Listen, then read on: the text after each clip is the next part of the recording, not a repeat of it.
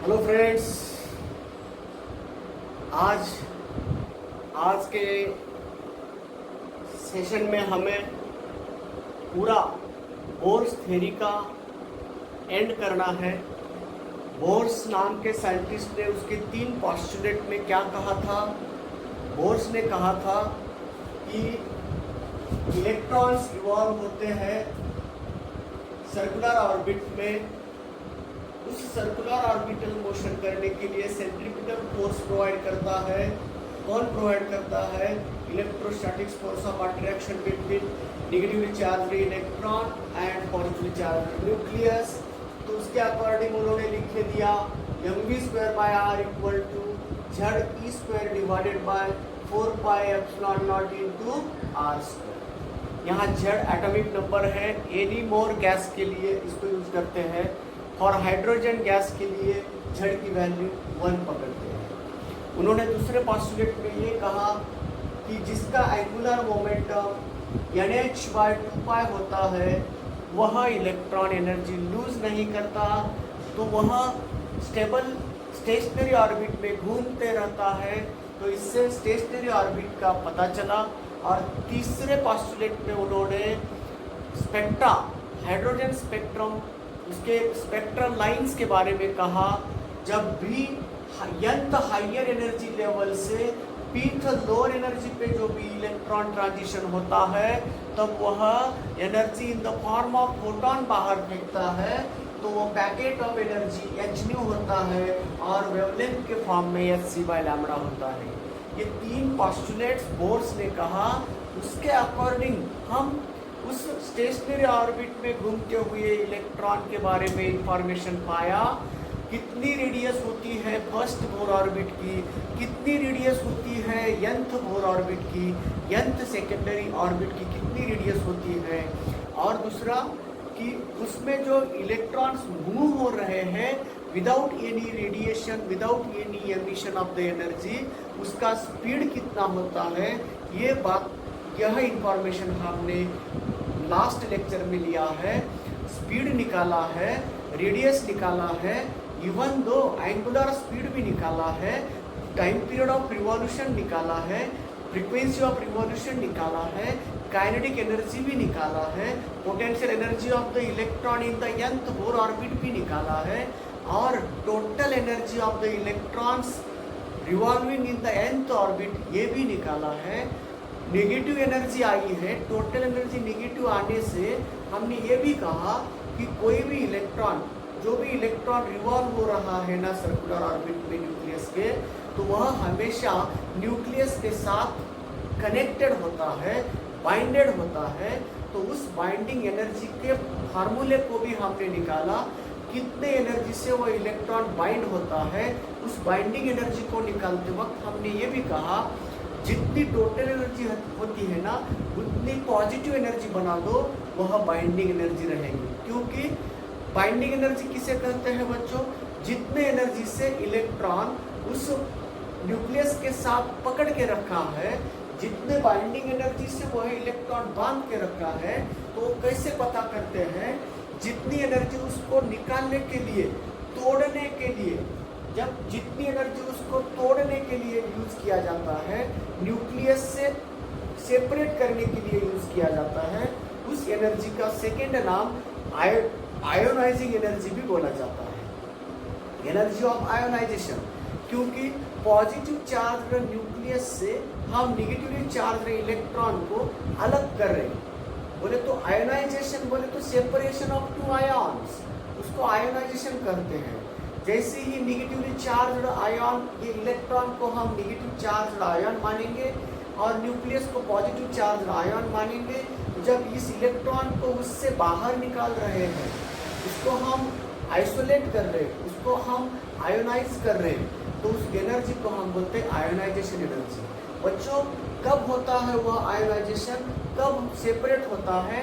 जब उसका total energy 0 हो जाएगा, तब वह सेपरेट हो जाएगा, तब वह आयोनाइज्ड हो जाएगा। तो इसीलिए बच्चों, जितने भी टोटल एनर्जी से वह रिवॉल्व हो रहा है, नेगेटिव टोटल एनर्जी से वह रिवॉल्व हो रहा है, उसमें अगर उतनी ही पॉजिटिव एनर्जी डाल दिया ना तो नेट एनर्जी जीरो हो जाएगी, टोटल एनर्जी जीरो हो जाएगी। जब उसका टोटल एनर्जी जीरो हो जाएगा वह फ्री हो जाएगा, तो उसको हम आयोनाइजिंग एनर्जी बोलते हैं, उसको ही बाइंडिंग एनर्जी कहा जाता है। तो बाइंडिंग एनर्जी और आयोनाइजेशन एनर्जी की वैल्यू सेम होती है। अब आयोनाइजेशन कहाँ से करना है? अगर आप आयोनाइजेशन करना है उसको, उस इलेक्ट्रॉन को अगर पहले ऑर्बिट से निकालना है तो आपको 13.6 इलेक्ट्रॉन वोल्ट एनर्जी देना पड़ेगा। क्यों? उसकी टोटल एनर्जी कितनी है? -13.6 इलेक्ट्रॉन वोल्ट है ना। ग्राउंड स्टेट में जो इलेक्ट्रॉन है हाइड्रोजन एटम के, उसका ग्राउंड स्टेट का, उसको हम फर्स्ट ऑर्बिटल इलेक्ट्रॉन बोलते हैं। तो पहले एनर्जी लेवल का एनर्जी वैल्यू है -13.6 इलेक्ट्रॉन वोल्ट। ये उसकी टोटल एनर्जी की वैल्यू है, ये निगेटिव वैल्यू है। उसमें उतना ही पॉजिटिव डाल दिया तो एनर्जी जीरो हो जाएगी। इसका मतलब आयोनाइजिंग एनर्जी और binding energy for the first orbit electron को अगर निकालना है, जो भी टोटल एनर्जी है उसका साइन सिर्फ बदल देना।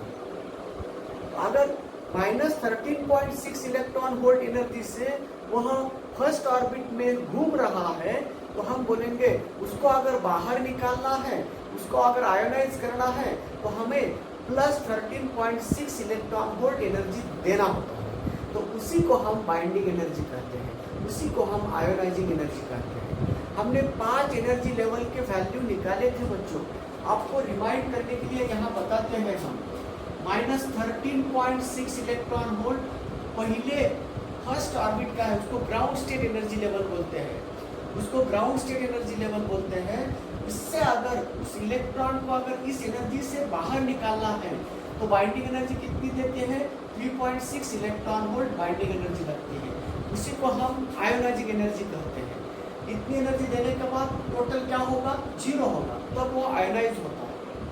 तो अगर हमें इलेक्ट्रॉन को निकालना है मगर वही इलेक्ट्रॉन सेकेंड ऑर्बिट का है, सेकेंड एनर्जी लेवल का है, तो उसको हम फर्स्ट एक्साइटेड स्टेट बोलते हैं। सेकेंड एनर्जी लेवल को हम फर्स्ट एक्साइटेड स्टेट बोलते हैं। उसका एनर्जी हमने निकाला था, कैसे निकाला था? 4 से डिवाइड करके 3.4 इलेक्ट्रॉन वोल्ट। इतनी टोटल एनर्जी है तो बाइंडिंग एनर्जी कितनी होगी बच्चों? 3.4 इलेक्ट्रॉन वोल्ट होगी। तो टोटल कितना हो गया? जीरो हो गया ना, तब वो आयोनाइजेशन हो जाता है। तो इसको हम बोलते हैं ionising energy of electron from second orbit. और उसको फर्स्ट एक्साइटेड स्टेट से अगर निकालना है तो इतनी एनर्जी देना पड़ता है। ग्राउंड स्टेट से अगर इलेक्ट्रॉन को निकालना है तो इतनी एनर्जी देना पड़ता है। इसी को भी हम बाइंडिंग एनर्जी बोलते हैं, इसी को भी हम आयोनाइजिंग एनर्जी बोलते हैं। आयोनाइजेशन करना या बाइंडिंग एनर्जी निकालना है तो हमें कहाँ से उसको निकालना है? तो पहले ऑर्बिट से निकालना है तो इतनी एनर्जी लगती है, सेकेंड ऑर्बिट से निकालना है तो इतनी एनर्जी बनती है। थर्ड ऑर्बिट का एनर्जी n=3 के लिए -1.5 इलेक्ट्रॉन वोल्ट होता है। इतनी टोटल एनर्जी है तो बाइंडिंग एनर्जी उतनी ही होती है, प्लस 1.51 इलेक्ट्रॉन वोल्ट है। उसी को हम आयोनाइजिंग एनर्जी बोलते हैं। तब वह फ्री होता है। कहाँ से हम उसको मुक्त कर रहे हैं? कहाँ से फ्री कर रहे हैं? थर्ड ऑर्बिट से। उसको हम सेकेंड एक्साइटेड स्टेट बोलते हैं। सेकेंड एक्साइटेड स्टेट से अगर फ्री करना है तो हमें इतनी एनर्जी उसको देना पड़ता है। उसी को हम ionising energy from third energy state या सेकेंड एक्साइटेड स्टेट बोलते हैं। इसको हम दूसरा नाम क्या दे रहे हैं? हम बाइंडिंग एनर्जी कहते हैं। अगर हम n=4 बोले तो कितना? -0.85 इलेक्ट्रॉन वोल्ट। तो इतनी टोटल एनर्जी है उसकी, तो उतनी ही बाइंडिंग एनर्जी दी है तो वो फ्री हो रहा है। तो इसका मतलब है बाइंडिंग एनर्जी या ionising energy of the electron to ionise from the third excited state. Third excited state बोले तो fourth energy level, fourth orbit, तो उसकी बाइंडिंग एनर्जी है, उसकी ही ये आयोनाइजिंग एनर्जी है। और n=5 जब लेते ना बच्चों, इसकी वैल्यू है 0.54 इलेक्ट्रॉन वोल्ट। इसके लिए बाइंडिंग एनर्जी कितनी है? तो ज़्यादा टेंशन नहीं लेना है, जो भी टोटल एनर्जी है उसका साइन निकाल दो, पॉजिटिव बना दो, यही बाइंडिंग एनर्जी मिलेगी, यही आयोनाइजिंग एनर्जी बोलेगी होगी। तो आयोनाइजिंग एनर्जी पूछा तो बाइंडिंग एनर्जी ही पूछा तो एक ही है। हमने लास्ट मोमेंट पे 5 एनर्जी का रिलेशन बोला था। क्या रिलेशन है बच्चों? तो टोटल एनर्जी अगर माइनस लेते हो, -TE = +KE kinetic energy positive होती है, टोटल एनर्जी नेगेटिव होती है। और PE डिवाइडेड बाय 2, ये नेगेटिव लिया तो ये भी नेगेटिव होता है। और बाइंडिंग एनर्जी पॉजिटिव होता है, आयोनाइजिंग एनर्जी भी पॉजिटिव। 1 2 3 4 5 एनर्जी। आपको कभी कभी आयोनाइजिंग एनर्जी निकालो ऐसा कहा जाता है और इसमें से P दिया जाता है, तो दी हुई एनर्जी पोटेंशियल एनर्जी है, उसको माइनस करो, दिया हुआ एनर्जी को माइनस करो और हाफ से डिवाइड कर दो, आयोनाइजिंग एनर्जी मिलेगी। क्योंकि आपको आयोनाइजिंग एनर्जी नेगेटिव दिया, पोटेंशियल एनर्जी नेगेटिव दिया जाता है। पोटेंशियल एनर्जी नेगेटिव दिया तो उसको फिर नेगेटिव किया तो क्या होगा, पॉजिटिव बन जाएगा। बाइंडिंग एनर्जी पूछा तो ही वही करना है, काइनेटिक एनर्जी पूछा तो ही वही करना है। टोटल एनर्जी निकालते वक्त आपको माइनस करने की जरूरत नहीं है, टोटल एनर्जी नेगेटिव है, ये भी नेगेटिव है। तो कोई भी एक एनर्जी दी तो दूसरे एनर्जी निकालने के लिए हमने 5 के 5 एनर्जी ऑफ दैट इलेक्ट्रॉन के बारे में हमने यहाँ लास्ट मोमेंट में ये इक्वेशन बताया था। ये कल का रिवाइज कर दिया बच्चों। तो आज हम आगे बढ़ने वाले हैं, उसको हम Bohr's formula for hydrogen spectra बोलते हैं। क्योंकि ओरिजिन ऑफ स्पेक्ट्रल लाइन क्या कहते हैं, how does the hydrogen spectra will be obtain, किस प्रकार से हमें हाइड्रोजन स्पेक्ट्रा मिलता है। क्योंकि रुदरफोर्ड से एटॉमिक मॉडल के ड्रॉबैक, 2 नंबर का ड्रॉबैक क्या था, that theory fails to explain the hydrogen spectrum, spectral lines found in the hydrogen gas. Hydrogen gas में हमें स्पेक्ट्रल लाइंस मिले थे कब, जब हम हाइड्रोजन गैस को हीट दिया था, वह गैस के मॉलिक्यूल एक्साइट होकर ऊपर गए थे, जैसे ही वह नीचे आ रहे थे तब वो ट्रांजिशन कर रहे थे, तब हमें because of transition from higher energy level to lower energy level, वह लाइट एनर्जी एमिट कर रहे थे in the form of light, और उसको हम बोलते हैं फोटॉन्स, उसको बोलते हैं पैकेट ऑफ एनर्जी। और उस पैकेट ऑफ एनर्जी को वेवलेंथ के फॉर्म में लिखा तो अलग अलग कलर के लाइन मिलते थे, और फ्रीक्वेंसी में भी लिखा जाता है। फ्रीक्वेंसी और वेवलेंथ डिसाइड करती है, अलग अलग कलर्स मिलते हैं। वह एक्सप्लेनेशन देने के लिए रुदरफोर्ड का एटॉमिक मॉडल फेल हुआ था। तो इसीलिए इस बोर्स ने तीसरे पोस्टुलेट में उन्होंने कहा है, उसके बारे में अब इंफॉर्मेशन लेना है। अभी तक हमने फर्स्ट पोस्टुलेट और सेकंड पोस्टुलेट को ही याद किया है, अब थर्ड पोस्टुलेट को याद करने का अब वक्त आया है। थर्ड पोस्टुलेट से उन्होंने किसके बारे में इंफॉर्मेशन दिया है, बोर्स थ्योरी का थर्ड पोस्टुलेट में हाइड्रोजन स्पेक्ट्रल लाइंस के बारे में इंफॉर्मेशन दिया है। तो हाइड्रोजन स्पेक्ट्रल लाइंस का इंफॉर्मेशन क्या है, तो हाइड्रोजन स्पेक्ट्रा में क्या मिलता है, कब मिलता है, तो what is the Bohr's formula for the wavelength of spectral lines for the wave numbers. तो बोर्स फार्मूला क्या बोलता है, how many lines we get the hydrogen spectra, hydrogen spectra के अंदर कितने लाइंस मिलते हैं, उसका आंसर है इनफाइनाइट लाइंस मिलते हैं। कैसे मिलते हैं, क्यों मिलते हैं, इसका एक्सप्लेनेशन देने के लिए हमें बोर्स फार्मूला स्टडी करना है। तो आज की हेडिंग है बच्चों, Bohr's formula for hydrogen spectra, आज की वह हेडिंग है। चलिए बच्चों, Bohr's formula for hydrogen spectra की स्टडी आज करने वाले हैं। बोर्स ने कहा, क्या कहा, अगर nth हायर एनर्जी लेवल से pth लोअर एनर्जी पे अगर कोई इलेक्ट्रॉन ट्रांजिशन कर रहा है, जंप कर रहा है, तब वह एनर्जी लॉस कर रहा है, एनर्जी लूज कर रहा है।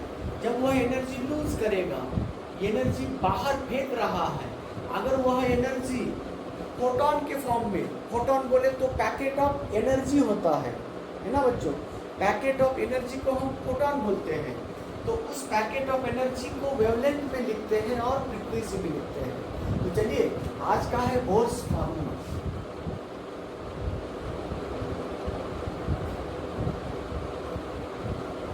Bohr's formula for spectral line.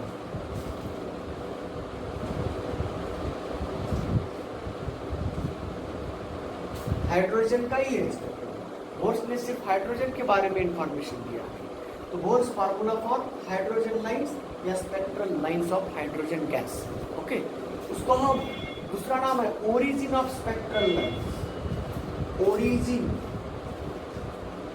Of spectral lines.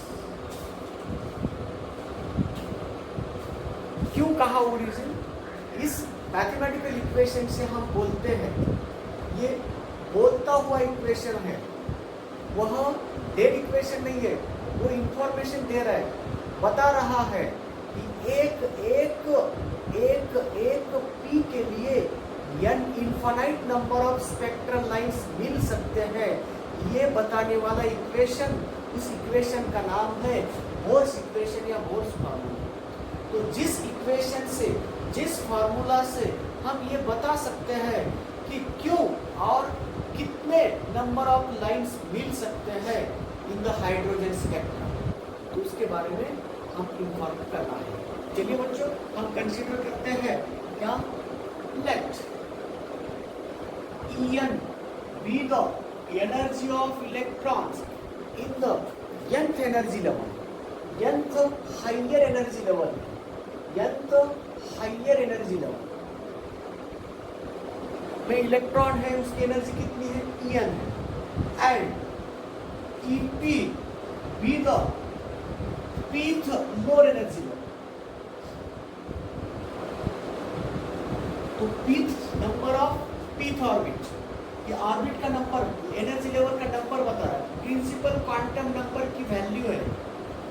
nth orbit से, nth लेवल से pth लेवल पे ट्रांजिशन कर रहा है, मगर जब nth लेवल पे वह इलेक्ट्रॉन था तब उसकी एनर्जी En थी, जब वह pth लेवल पे आ जाएगा तब उसकी एनर्जी Ep रहेगा।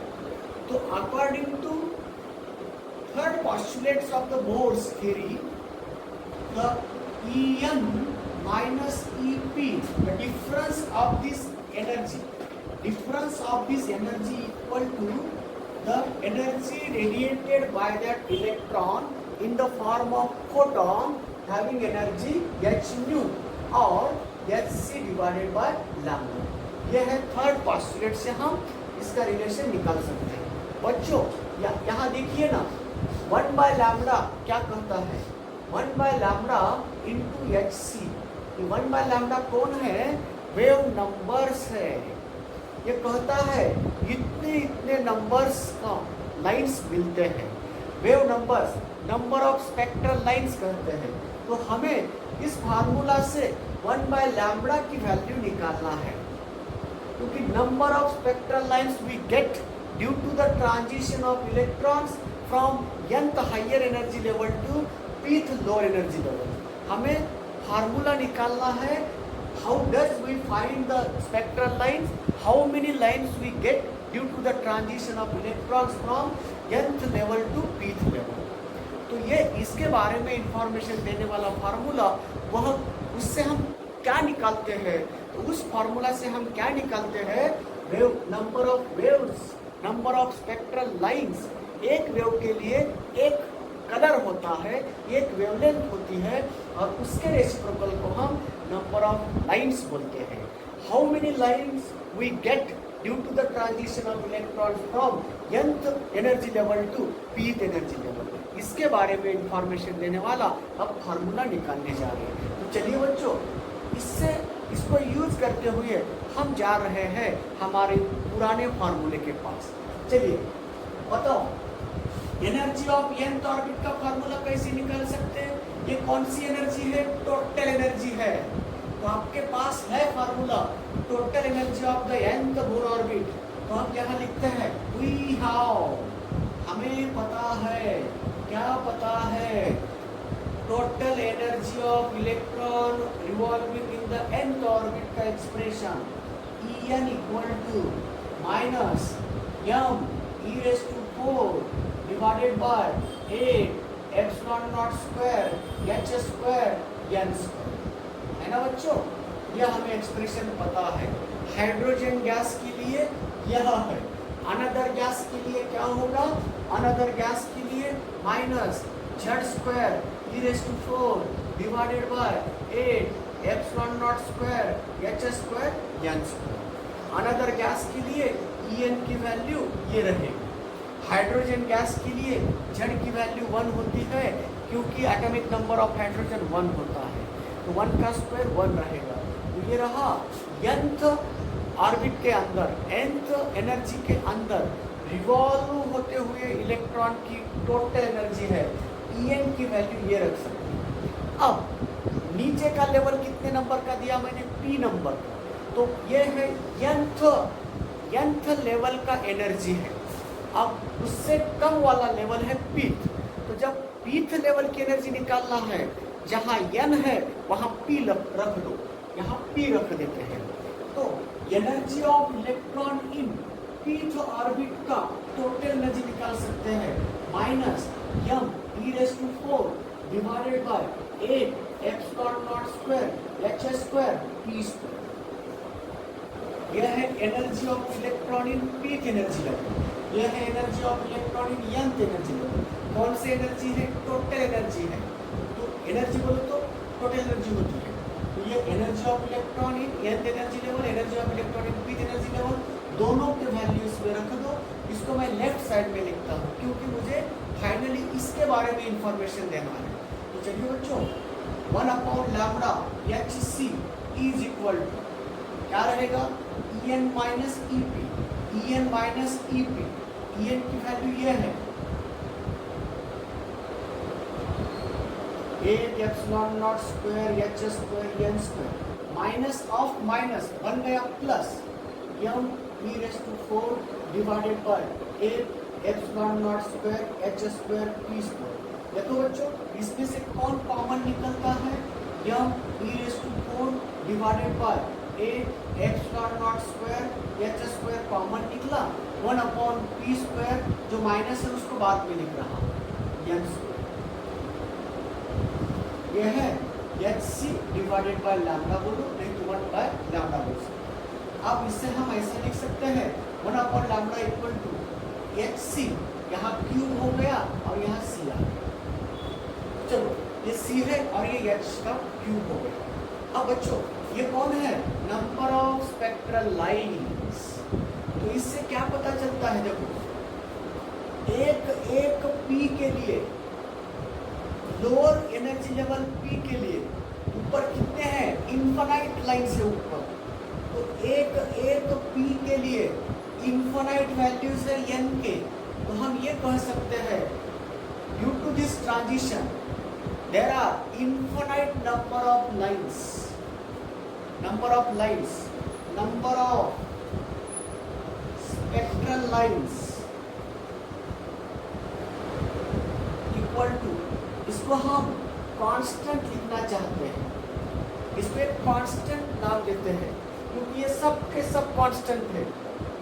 m मास ऑफ इलेक्ट्रॉन है, चार्ज ऑन इलेक्ट्रॉन है, प्लैंक्स कांस्टेंट है, वेलोसिटी ऑफ लाइट फोटोन के फॉर्म में एमिट कर रहा है बोले तो लाइट होता है ना, फोटोन बोले तो लाइट पार्टिकल है, तो उसका स्पीड है c, एप्सिलॉन नॉट कांस्टेंट है।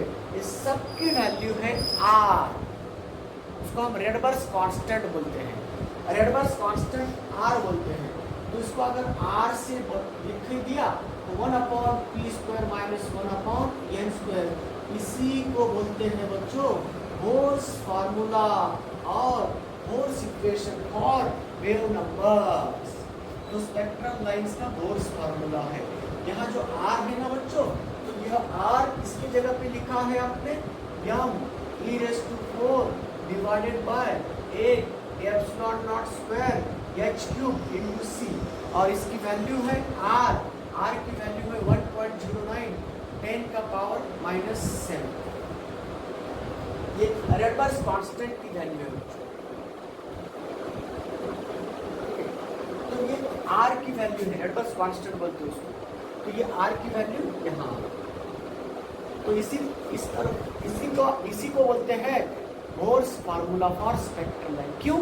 ये स्पेक्ट्रल लाइन के बारे में इंफॉर्मेशन दे रहा है। How many lines we get due to the transition of electrons from nth to pth level. देखो P के एक वैल्यू के लिए n कहाँ से कहाँ आ सकता है? P का एक वैल्यू है तो अपर लेवल 2 हो सकता है, 3 हो सकता है, और हो सकता है इंफिनिटी तक। तो pth लेवल पे इलेक्ट्रॉन कहाँ से आ सकता है? दूसरे लेवल से आ सकता है, तीसरे लेवल से आ सकता है, फोर्थ लेवल से, फिफ्थ लेवल से, इंफिनिटी लेवल से भी आ सकता है। तो कितने लाइंस मिल रहे हैं? एक p के लिए, लोअर एनर्जी लेवल p एक के लिए n के पॉसिबल वैल्यूज कितने हैं? इन्फिनाइट पॉसिबल वैल्यूज हो सकते हैं।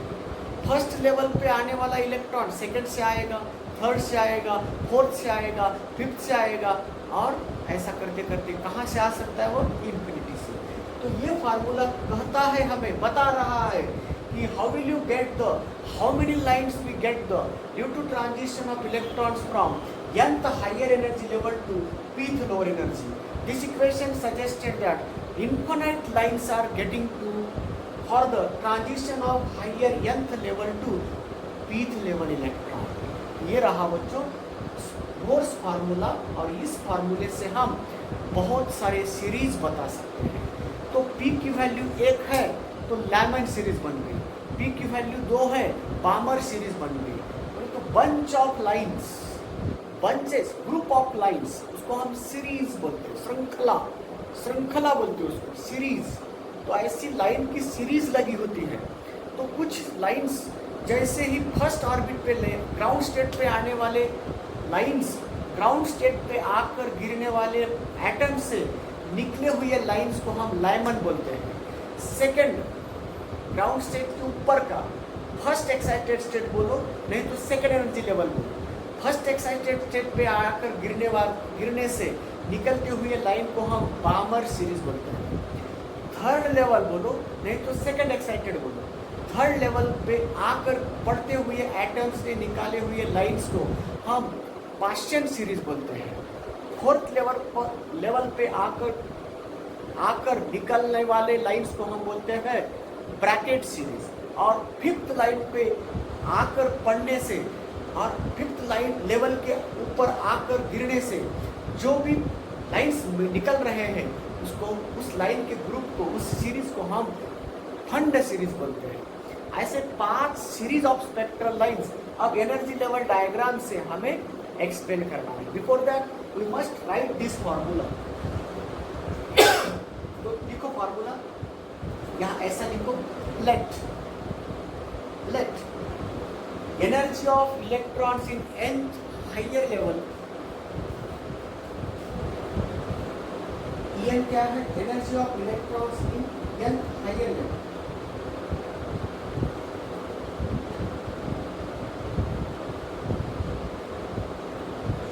Ep कौन है? energy of electrons in pth lower level, lower level।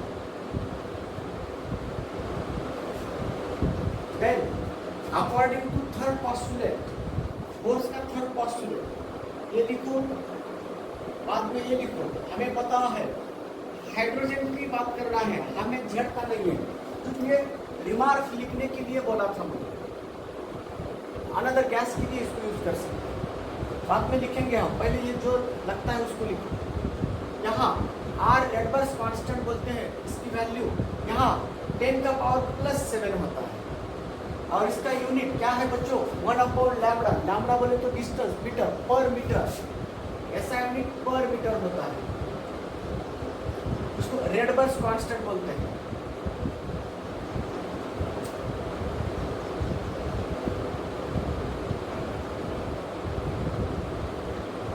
उसकी वैल्यू है 1.09, 10 का पावर +7 पर मीटर, क्योंकि 1/λ है ना। ये है रेडबर्स कांस्टेंट। ये पूरे के पूरे वैल्यू रख दिया ना, ये मिल जाता है। तब इस फार्मूले को हम लिखो, इस फार्मूले का हम बोर्स फार्मूला बोलते हैं, और उसको बोर्स इक्वेशन भी कहते हैं, इक्वेशन ऑफ स्पेक्ट्रल लाइन भी कहते हैं, स्पेक्ट्रल लाइन का इक्वेशन।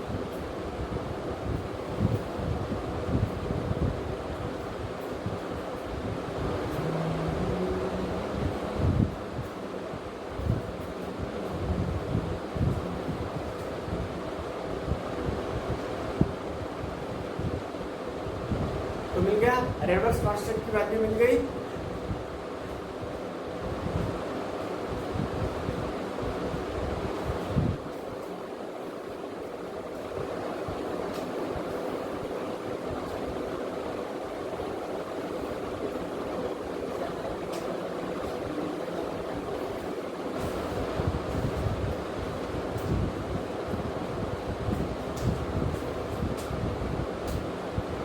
ठीक है, चलो अब रेडबर्ग्स कांस्टेंट को याद रखो। अब हम उसके ऊपर कुछ रिमार्क शॉर्टकट बताने जा रहे हैं बच्चों। इसको रेडबर्ग्स कांस्टेंट बोलते हैं। आइए बच्चों यहाँ आ जाओ।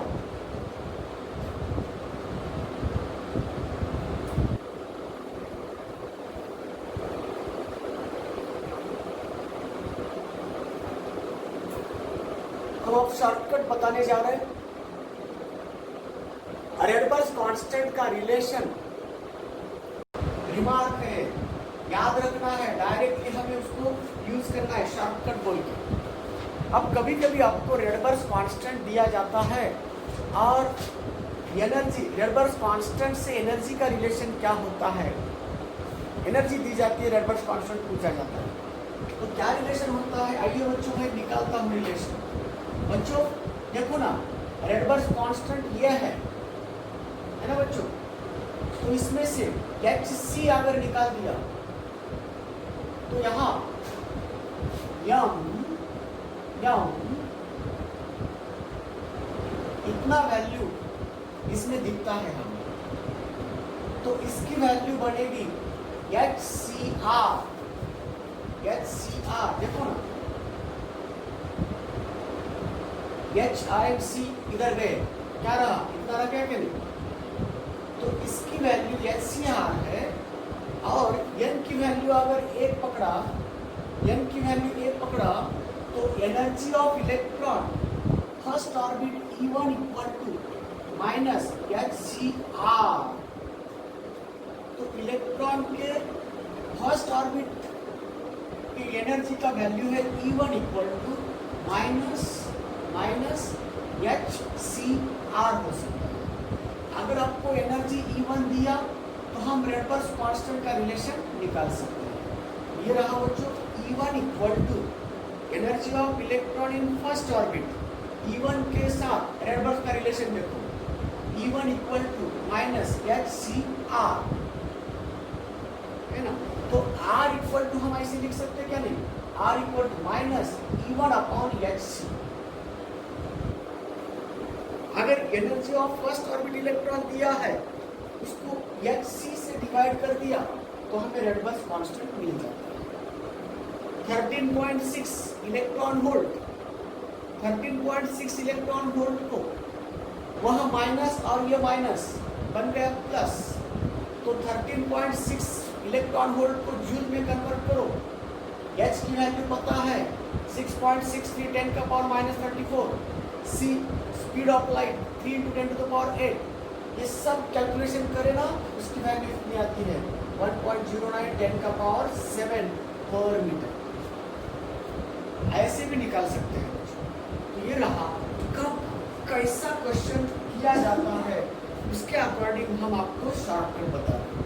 तो एनर्जी ऑफ फर्स्ट ऑर्बिट और रेडबर्ग्स कांस्टेंट का रिलेशन, कभी कभी ये भी रिलेशन यूज करते हैं। तो देखिए बच्चों, अब बोलो इस मोर्स फार्मूला को हम ऐसा लिख सकते हैं क्या, कैसा ऐसा ऐसा कैसा कैसा ऐसा ऐसा। मोर्स फार्मूला को तीसरा remark 1 upon lambda equal to, चलिए R की जगह पे E1 by HC minus E1 upon HC into bracket 1 upon P square minus 1 upon n square. R is replaced by minus E1 plus. ये भी बन गया मोर्स फार्मूला। अगर आपको फर्स्ट ऑर्बिट का एनर्जी लेवल दिया तो हम इससे भी निकाल सकते हैं, शॉर्टकट है इसमें। तो आपको मोर्स फार्मूला ऐसे भी लिखा सकते हैं, ऐसे भी लिख सकते हैं, रेडबर्ग्स कांस्टेंट को इस तरह से लिख सकते हैं, तब ये बन गया। तो जैसे ही शॉर्टकट यूज करना है उसके लिए हमने ये शॉर्टकट बता दिया। अब चलिए, ये रहा मोर्स फार्मूला। अब नेक्स्ट हेडिंग है इसी फार्मूला से अब देखो बच्चों, यहाँ मैंने झड़ का उल्लेख नहीं किया। झड़ के साथ लिखना है तो कैसे लिखेंगे, इनटू झड़ स्क्वायर। और अनदर गैस के लिए अगर लिखना है तो यहाँ E1 इंटू झड़ स्क्वायर लिख सकते हैं। झड़ कब आता है, अनदर गैस, जब अनदर गैस के बारे में कहना चाहते हैं। तो झड़ कहाँ लेना, याद रखिए, झड़ स्क्वायर का कोएफिशिएंट, ई स्क्वायर का कोएफिशिएंट झड़ लेना है। अगर वहाँ ई का पावर 4 आ रहा है तो झड़ स्क्वायर लेना, ठीक है। तो इस प्रकार बच्चों यहाँ मोल्स फार्मूला क्या है, स्पेक्ट्रल लाइन का इक्वेशन क्या है, ये पता चला। अब हम आगे बढ़ रहे हैं। With the help of energy level diagram describe the different series of spectral lines. Series बोले तो पैकेट्स है, इनफाइनाइट नंबर ऑफ लाइंस के ऐसे ग्रुप है, बंचेस है। तो कुछ सीरीज ग्राउंड स्टेट पे एटम आने से निकलते हैं, उसको लाइमन सीरीज बोलते हैं। कुछ series of spectral lines because of transition of atoms from higher excited energy level to second energy level. Second energy level को हम फर्स्ट एक्साइटेड स्टेट बोलते हैं। तो फर्स्ट एक्साइटेड स्टेट से आकर पढ़ने वाले एटम्स ने एमिट किए हुए स्पेक्ट्रल लाइंस के ग्रुप को हम बामर सीरीज बोलते हैं। ये बामर सीरीज सबसे पहली मिली है, क्योंकि फर्स्ट एक्साइटेड स्टेट से आकर मिलने वाले एनर्जी के बारे में हम जान चुके हैं। कैसे, क्यों पहली मिली है, ये दिखती है। इसमें जो स्पेक्ट्रल लाइंस मिलते हैं ना बच्चों, ये हमारे विजिबल रेंज में है, तो इसलिए दिखने वाली पहली मिली है। तो इसीलिए स्पेक्ट्रल लाइंस बामर सीरीज पहली है। उससे पहला वाला सीरीज हम लाइमन बोलते हैं, मगर रिसर्च में पहली सीरीज बामर सीरीज है। और थर्ड एनर्जी लेवल, उसको हम सेकेंड एक्साइटेड स्टेट बोलते हैं। सेकेंड एक्साइटेड स्टेट पे एटम गिरने से जो भी स्पेक्ट्रल लाइंस एमिट कर रहे हैं, उस स्पेक्ट्रल लाइंस के ग्रुप को, उस सीरीज को हम पाश्चन सीरीज बोलते हैं। और जब atoms higher excited energy level से फोर्थ एनर्जी लेवल बोले तो थर्ड एक्साइटेड स्टेट, तो हमें मिलता है ब्रैकेट सीरीज। अगर एटम्स हाइयर एनर्जी लेवल से, हाइयर एक्साइटेड स्टेट से अगर फोर्थ एनर्जी लेवल पे, फिफ्थ एनर्जी लेवल पे आकर पढ़ रहे हैं, उसको हम फोर्थ एक्साइटेड स्टेट बोलते हैं। उनकी वजह से जो लाइंस बाहर फेंक रहा है, उस सीरीज ऑफ लाइंस को हम फंड सीरीज बोलते हैं। ऐसे 5 सीरीज दिखते हैं एक एनर्जी लेवल में, उसको कहा जाता है energy level diagram of hydrogen spectra. तो उस एनर्जी लेवल डायग्राम में हम 5 सीरीज भी दिखा रहे हैं। How does we get the spectra? तो स्पेक्ट्रा के 2 टाइप होते हैं बच्चों। हाइड्रोजन स्पेक्ट्रा 2 टाइप का होता है, अब्सॉर्प्टिव स्पेक्ट्रा भी होता है और एमिसिव स्पेक्ट्रा होता है। एमिसिव स्पेक्ट्रा कब मिलता है? जब transition of atoms takes place from higher excited energy level to lower energy level, then emission spectra will be occurred. Emission spectra will be shown, and when atoms transited from lower energy level to higher energy level by absorbing some energy, that type of spectra is called as absorption spectra. जब अगर कोई atom lower energy का atom ऊपर जा रहा है तो वह सराउंडिंग की एनर्जी अब्सॉर्ब करते करते ऊपर जाता है।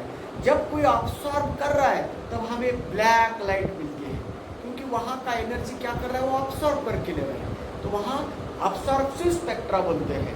तो अब्सॉर्प्टिव स्पेक्ट्रा ये हमेशा ब्लैक होता है। क्यों? क्योंकि वहाँ का एनर्जी लॉस हुआ है, अब्सॉर्ब करके जाते हैं।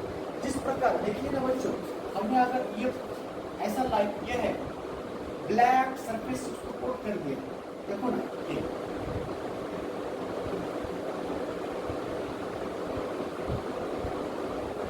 मैंने ये यहाँ इतना अब्सॉर्ब किया, इतना ही का अब्सॉर्ब किया, तो क्या मिला मुझे? इतना ब्लैक मिला ना, है ना। उसको अब ये पिछला सरफेस कैसा है, वाइट है, इसलिए वाइट मिल गया। अगर पीछे कुछ भी नहीं बोले तो हमें क्या मिलेगा?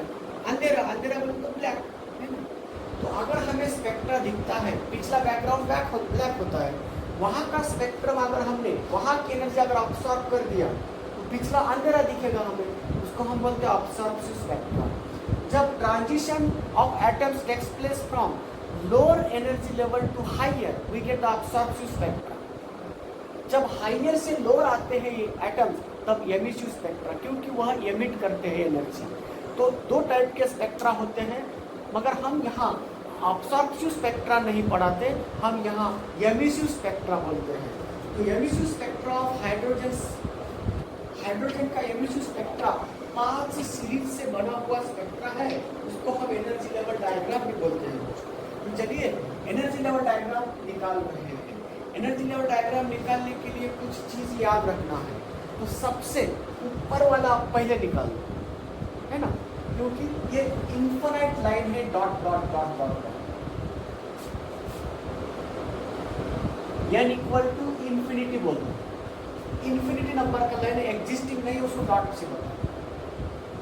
वहां का एनर्जी होता है 0 माइनस हायर वैल्यू, वहां 0 होता है, ठीक है, एनर्जी 0 है।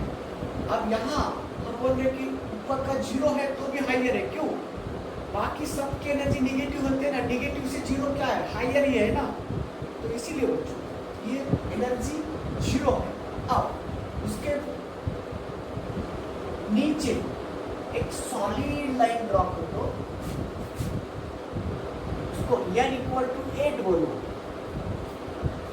क्योंकि हमें 5 सीरीज बताना है।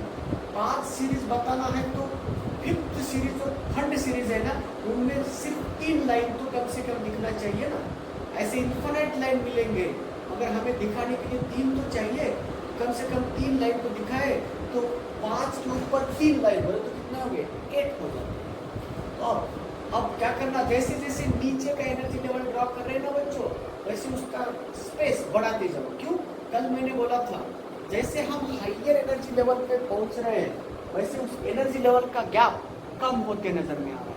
देखो ना, पहला एनर्जी था -13.6 इलेक्ट्रॉन वोल्ट, दूसरा एनर्जी था -3.4 इलेक्ट्रॉन वोल्ट, तीसरा था -1.51 इलेक्ट्रॉन वोल्ट, चौथा नेक्स्ट था 0.85 इलेक्ट्रॉन वोल्ट, नेक्स्ट था 0.54 इलेक्ट्रॉन वोल्ट। देखो इनमें गैप बहुत छोटा है, इसके अंदर गैप उससे ज़्यादा है, इसके अंदर का गैप उससे बड़ा है, इसके अंदर का गैप इससे बड़ा है, नियर अबाउट 9.8 ऐसा कुछ तो गैप है इसमें। तो जैसे हम हायर एनर्जी पे जा रहे हैं, वैसे गैप कैसे हो रहा है, कम हो रहा है क्या नहीं? उसी प्रकार अब जैसे हम नीचे आ रहे हैं तो स्पेस बिटवीन 2 लेवल क्या होगा, बढ़ते जाएगा। तो अब चलो ये लिया मैंने उसके नीचे वाला लेवल कितना, 7 वाला, और उससे थोड़ा सा ज्यादा स्पेस इससे बड़ा है, यानी इक्वल टू 6, इससे थोड़ा सा ज्यादा यानी इक्वल टू 5। ये एनर्जी लेवल्स है, एक्साइटेड एनर्जी लेवल्स।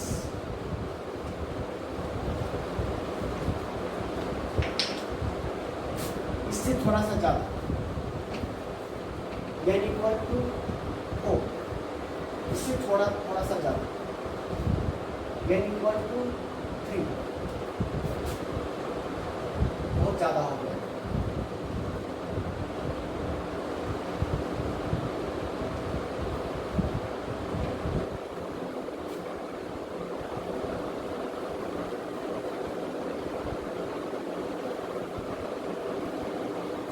इससे बड़ा चाहिए,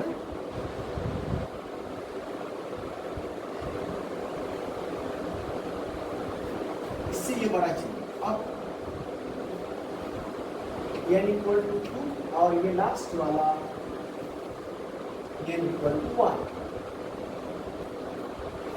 ऐसे एनर्जी पे बस कम करो तो भी चलेगा। ये अब इधर हम वैल्यू बता रहे इसके एनर्जी की, यहाँ है -13.6, यहाँ है -3.4 इलेक्ट्रॉन वोल्ट, यहाँ है 1.5 इलेक्ट्रॉन वोल्ट 1, 0.51 इलेक्ट्रॉन वोल्ट, यहाँ है माइनस 0.85 इलेक्ट्रॉन वोल्ट, 5 तक आएगा, माइनस 0.54 इलेक्ट्रॉन वोल्ट, ऐसे लास्ट 0 ऐसे।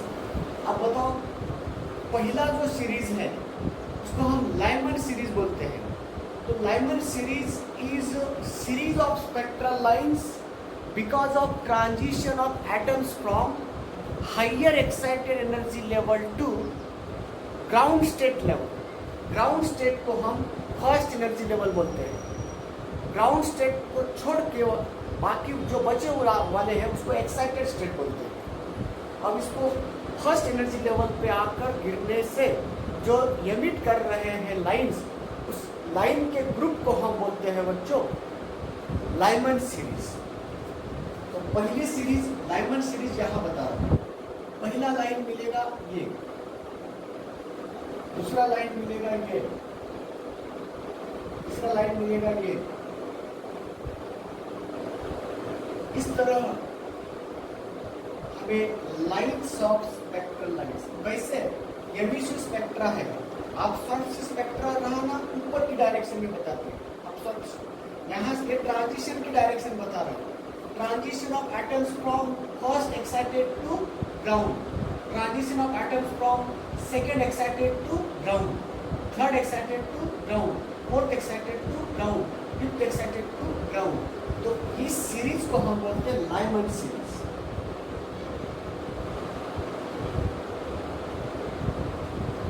है ना? अरे यार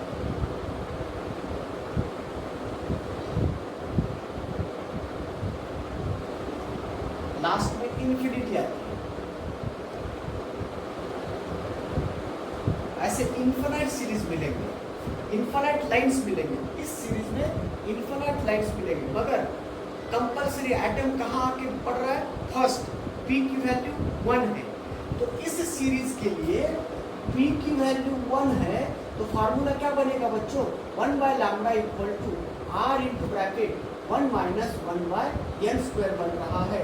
this is called as Bohr's formula for Lyman series where n changes from 2, 3, 4 and so on infinity. n की वैल्यू इंफिनिटी हो सकती है, क्यों? सेकेंड से भी आ सकते हैं, थर्ड से भी आ सकते हैं, मगर n वहाँ एक नहीं हो सकता। पहले लेवल पे आकर गिरने वाला पहले से नहीं आता, वो सेकेंड से आता है। तो n की वैल्यू ये इन्फिनाइट हो सकती है। This is called as number of Lyman series के lines, number of lines of Lyman series. तो अब इसमें भी लिमिट ऑफ सीरीज भी बोलते हैं। लिमिट ऑफ सीरीज किसको बोलना? शॉर्टेस्ट वेवलेंथ को हम लिमिट ऑफ सीरीज बोलते हैं, और लॉन्गेस्ट वेवलेंथ को हम लिमिट नहीं, शॉर्टेस्ट वेवलेंथ को हम लिमिट ऑफ सीरीज बोलते हैं। हम लॉन्गेस्ट वेवलेंथ भी निकाल सकते हैं, शॉर्टेस्ट वेवलेंथ भी निकाल सकते हैं।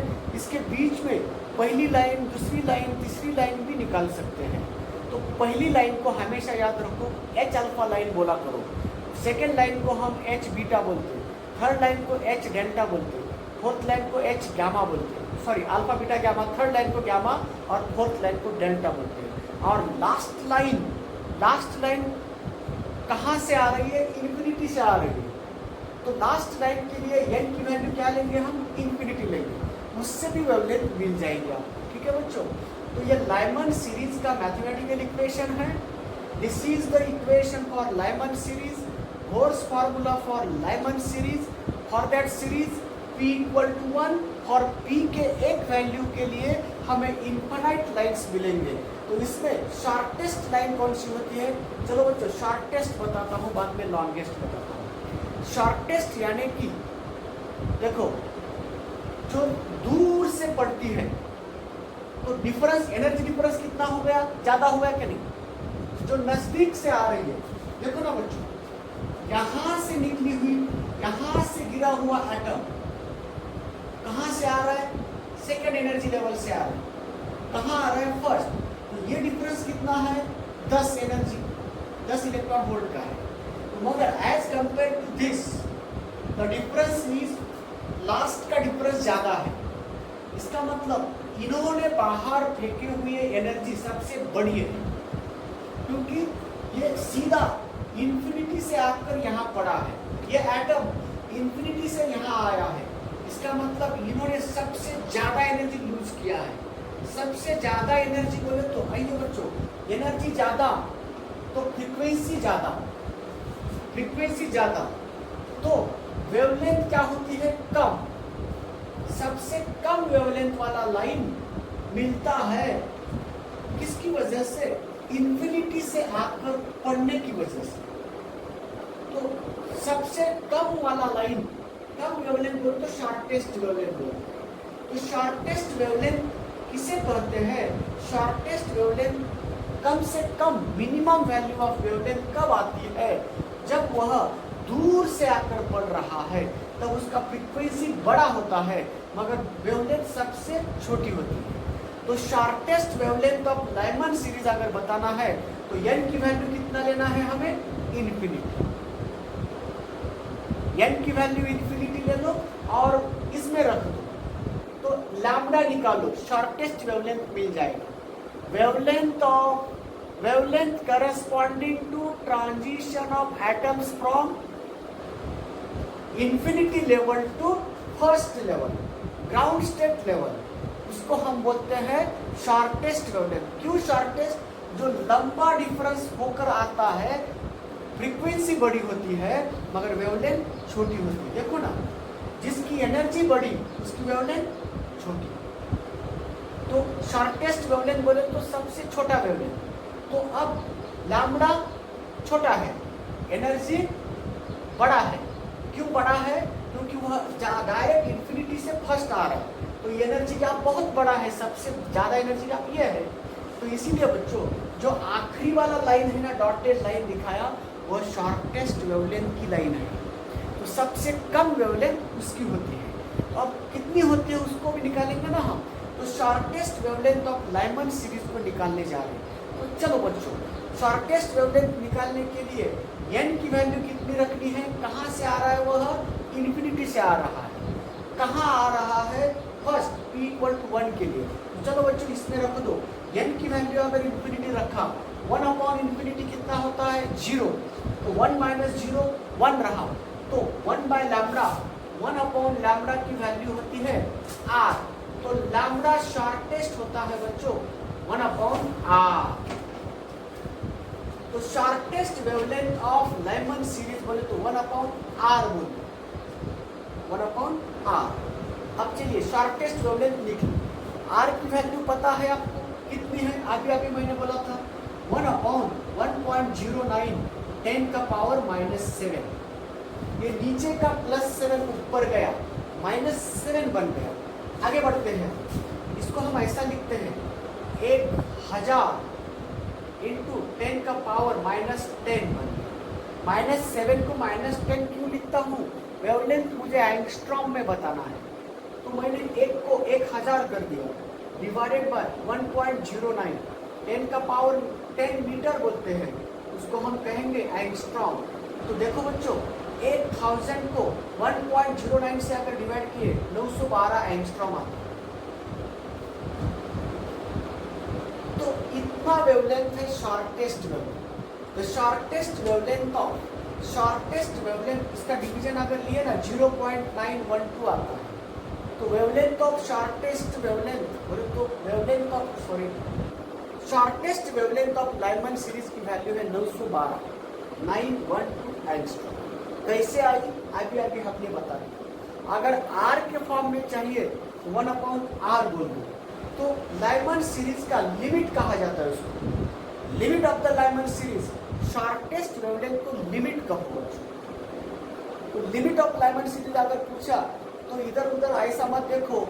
लिमिट ऑफ लाइमन सीरीज बोले तो उसके उस ग्रुप के अंदर, उस सीरीज के अंदर सबसे छोटा जो वेवलेंथ है उसको बोला जाता है शॉर्टेस्ट वेवलेंथ। उसी को बोला जाता है लिमिट ऑफ सीरीज। तो उस सीरीज का लिमिट क्या है, तो उस सीरीज का लिमिट है 912 एंगस्ट्रॉम। ठीक है बच्चों, ये रहा इसका वैल्यू। अब चलिए शॉर्टेस्ट वेवलेंथ निकाला, उसको लास्ट लाइन बोलते, उसको लास्ट लाइन, क्योंकि यहाँ से ऑर्डर है एच अल्फा लाइन, पहला लाइन, दूसरा लाइन, तीसरा लाइन, चौथा लाइन, इधर से स्टार्ट करो। तो ये एच अल्फा लाइन, पहला लाइन ये वाला, ये एच बीटा, ये एच गामा, सॉरी गामा, और ये वाला एच डेल्टा। इधर से काउंट करो। फर्स्ट लाइन का वेवलेंथ सबसे ज्यादा होता है, बड़ी लाइन। क्यों? क्योंकि ये एनर्जी डिफरेंस इससे इससे इससे इससे इससे छोटा है। तो जिसका एनर्जी डिफरेंस कम है उसकी फ्रीक्वेंसी कम होती है और वेवलेंथ बड़ी होती है। उसको हम बोलते हैं longest wavelength of Lyman series. तो लाइमन सीरीज की लॉन्गेस्ट वेवलेंथ के लिए एन की वैल्यू कितनी लेना है? एन की वैल्यू 2 लेना है। तो लॉन्गेस्ट वेवलेंथ अगर निकालना है, लाइमन सीरीज की लॉन्गेस्ट वेवलेंथ को अगर निकालना है तो आ जाइए बच्चों, इसमें एन की वैल्यू 2 रख दो, तो लैम्डा निकाल दो। लैम्डा लॉन्गेस्ट, लैम्डा अल्फा बोलता हूँ, लॉन्गेस्ट बोले तो पहली लाइन को मैंने एच अल्फा बोल दिया है ना, तो लैम्डा अल्फा को लैम्डा लॉन्गेस्ट बोला जाता है। तो चलिए 1 लैम्डा को r इंटू, देखो 1 माइनस 1/4, क्योंकि एन की वैल्यू 2 रखता हूँ। लॉन्गेस्ट बोले तो कहाँ से आया है? सेकेंड से आया है। एन की वैल्यू 2, 1/4, 3/4, 3r/4, उल्टा करो, 4 डिवाइडेड बाय 3r। ये सबसे लॉन्गेस्ट वेवलेंथ है। आप इसकी भी वैल्यू निकाल सकते हैं। अभी मैंने बोला बच्चों 4/3 इंटू 1/r की वैल्यू निकाला है 912। हमेशा इसको यूज करना है। आप 1/r निकाला है ना 912, तो 4/3 इंटू 912 कितना होता है? 3 3 9 3 4 कितना हुआ? 16 आया, 12 एंगस्ट्रॉम। 1216 बोले तो 1216 एंगस्ट्रॉम। ये रहा शार्प लॉन्गेस्ट वेवलेंथ। तो लाइमन सीरीज का लॉन्गेस्ट वेवलेंथ है 1216। बच्चों आपके आंख को दिखने वाली वेवलेंथ है 350 से 800 8000, 3500 से 8000 एंगस्ट्रॉम की वेवलेंथ हमारे आंख को दिखती है। बताओ बच्चों ये दिखेगी क्या हमें? इसकी लॉन्गेस्ट वेवलेंथ नहीं दिख रही है 1216। 3500 के आगे रहना चाहिए आपको दिखने के लिए। 3.5 से 7,500 के बीच में रहा तो हम देख सकते हैं। तो यहाँ तो 3,500 तो बहुत लंबा है, तो इसकी वेवलेंथ बहुत छोटी है। तो ये लाइन लॉन्गेस्ट वेवलेंथ भी हमें नहीं दिख रही है, तो शॉर्टेस्ट वेवलेंथ को भी नहीं दिख सकती।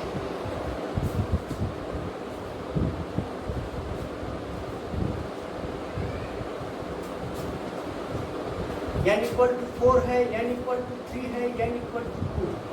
अब बामर सीरीज को हम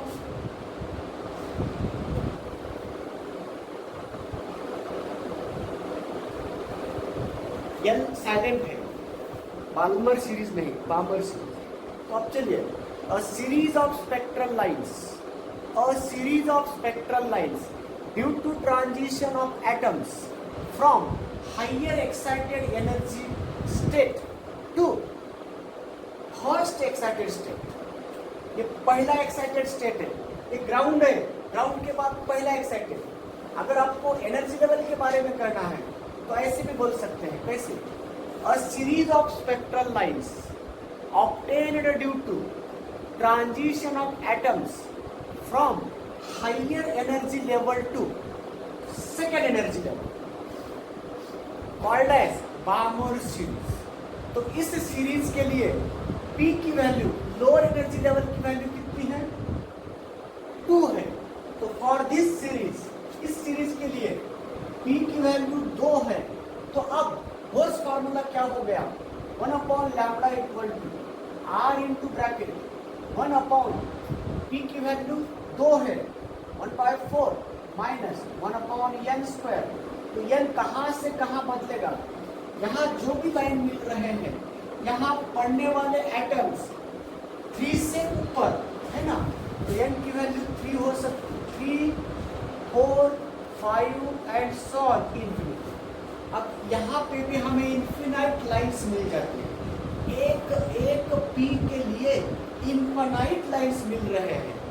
तो पी के एक के लिए मिले हुए इन्फिनाइट लाइन को लाइमन सीरीज, पी के 2 वैल्यू के लिए मिले हुए सीरीज को बामर सीरीज, पी के 3 के वैल्यू के लिए मिले हुए सीरीज को पार्शियल सीरीज, पी के 4 के वैल्यू के मिले हुए सीरीज को हम ब्रैकेट सीरीज, और पी के 5th वैल्यू के लिए मिले हुए सीरीज को खंड सीरीज। ऐसे 5 सीरीज यहाँ बताने वाले हैं। तो चलिए, बामर सीरीज की पहली लाइन मिलेगी यहाँ से, एन यहाँ से, इस तरह सीरीज ऑफ स्पेक्ट्रल लाइन मिल रही है।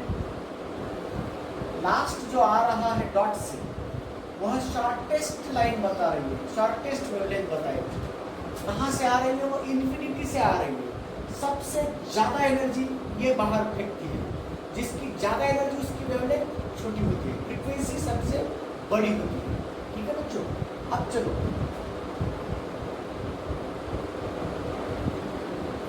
अब बामर सीरीज की ये अल्फा लाइन है, ये बीटा लाइन है, ये गामा लाइन है, ये डेल्टा। लॉन्गेस्ट वेवलेंथ के लिए इसको, शॉर्टेस्ट वेवलेंथ के लिए इसको, लिमिट किसको बोलते हैं? शॉर्टेस्ट वेवलेंथ को लिमिट बोलते हैं। तो ये फार्मूला हो गया। इस फार्मूला को हम बोलते हैं गोस फार्मूला फॉर बामर सीरीज। इस फार्मूले से हम शॉर्टेस्ट निकाल सकते हैं, इसको लिमिट कहते हैं।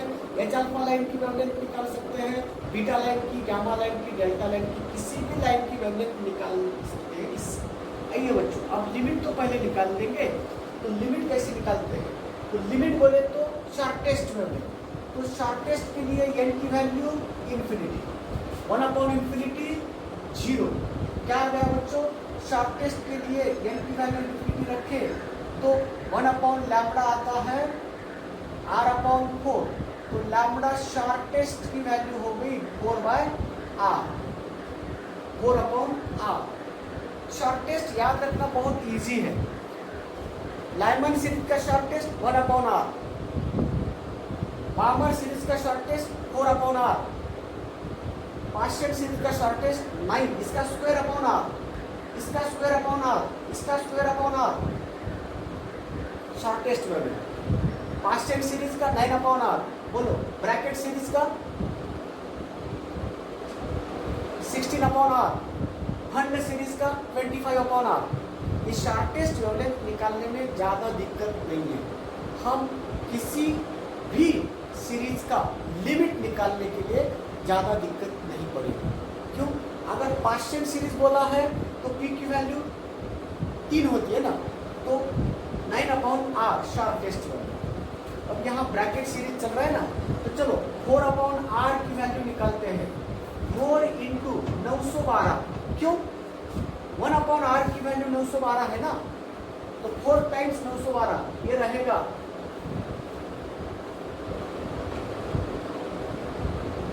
चलो 3500 से बड़ा हो गया कि नहीं? यस, ये दिखती है लाइन, हमें हमारे आंख से दिखती है। सबसे छोटी वेवलेंथ हमें दिख रही है, तो पूरे सीरीज हमें दिखेगी। इसीलिए इस सीरीज को हम इलेक्ट्रोमैग्नेटिक स्पेक्ट्रम के विजिबल रीजन में है ऐसा बोलते हैं। दिस सीरीज, बामर सीरीज दिख रही है, इसीलिए पहले ढूंढा उसको। बामर नाम के साइंटिस्ट ने उसको पहले एक्सप्लेन किया। जो दिखती है उसको पहले, बाद में पूरे सीरीज बाद में आए हैं। सबसे फर्स्ट सीरीज ये है। क्यों? ये दिखी ना पहले, तो जो दिखता है उसको देखने के बाद जो ना दिखते उसको खोजता है आदमी। तो पहले ये दिखा, इसलिए उसको खोज दिया। तो 3500 से बड़ी वेवलेंथ है शॉर्टेस्ट वाली, तो बाकी के वेवलेंथ इससे बड़े आएंगे, तो इसके बड़े वेवलेंथ हमें दिखते हैं, है ना। चलिए, तो शॉर्टेस्ट वेवलेंथ हो गया 4 × 912 एंगस्ट्रॉम, उसकी वैल्यू इतनी आई 3648 एंगस्ट्रॉम। ये उसका लिमिट मिल गया। बामर सीरीज का लिमिट अगर पूछा तो 4/r बोलो, नहीं तो एंगस्ट्रॉम में बताना चाहते हो तो 3648 एंगस्ट्रॉम। ये हमारे विजिबल रीजन में है। 3500 से बड़ा और 7500 के नीचे ये लाइन के वेवलेंथ हमें दिखते हैं। गॉड ने हमें जो आई दिया है उससे दिखता है। तो चलिए बच्चों, ये रहा शॉर्टेस्ट। आगे बढ़ो। अब लॉन्गेस्ट वेवलेंथ किसको बोलते हैं? पहली लाइन लॉन्गेस्ट, सबसे ज्यादा वेवलेंथ वाला लाइन लॉन्गेस्ट, तो एच अल्फा। तो एच अल्फा के लिए एन की वैल्यू कितना लेंगे? अल्फा के लिए एन की वैल्यू कहां से आ रहा है वो, उसको एन की वैल्यू पकड़ो। कहां से आ रहा है वो? एन इक्वल टू 3 से आ रहा है, तो एन की वैल्यू 3 पकड़ो। यहाँ 3 पकड़ो, क्या होगा? 1 lambda equal to R into 1/4 minus 1/9, 36 5। तो लैम्बडा हो रहा है 36/5 आर। तो 36/5 इंटू 912। देखो 5 7 जा 35, 9 7 जा 63, बोले तो ये 65 एंगस्ट्रॉम 6000 के आगे आ रहा है, 7000 से कम आ रहा है। दिखेगा क्या? नहीं दिखेगा, बिल्कुल दिखेगा। तो इसीलिए सबसे बड़ी वेवलेंथ भी दिख रही है, सबसे छोटी वेवलेंथ भी दिख रही है, तो आपकी पूरी की पूरी सीरीज दिखती है यहाँ। तो इसीलिए हम उसको विजिबल रीजन में है ऐसा बोलते हैं। तो Barmer series found in visible region. H alpha line की वेवलेंथ मिल गई 36/5 आर। ये पकड़ो, बाद में उसको कैलकुलेट करके निकाल सकते हो। 1/r को 912 पकड़ना और 36/5 से कैलकुलेट करके निकालना। चलो बीटा लाइन के लिए एन की वैल्यू, बीटा लाइन के लिए एन की वैल्यू 4, तो 4 यहाँ रख दो, तो 4 का स्क्वायर 16 आया। तो 1/लैम्बडा बीटा इक्वल टू, चलो r इंटू ब्रैकेट 1/4 माइनस 1/16। चलिए आगे बढ़ो, इसको 16 करता हूँ 4 3, 16 डिवाइडेड बाय 3r। यह आया lambda beta line, 16 divided by 3r lambda beta. अब इसमें 912 से मल्टीप्लाई करो, जो भी मिलेगा एच बीटा लाइन का वेवलेंथ मिलेगा। ये ऐसे निकालते जाओ फार्मूले आर के फॉर्म 1/r 912, बाद में कैलकुलेशन करते बैठो। अब गामा लाइन के लिए, गामा लाइन के लिए आर की वैल्यू कितनी है? गामा लाइन यहाँ से आर की वैल्यू, बोले तो एन की वैल्यू कितनी है? 5। एन की वैल्यू 5 रख दो, आर इंटू ब्रैकेट 1/4 माइनस 1/25। तो 100 डिवाइडेड बाय बोलिए 21 आर। 25 चौक 100, 25 वजा 4 21, 100 डिवाइड बाय 21 आर। ये रहा एच गामा लाइन की वेवलेंथ।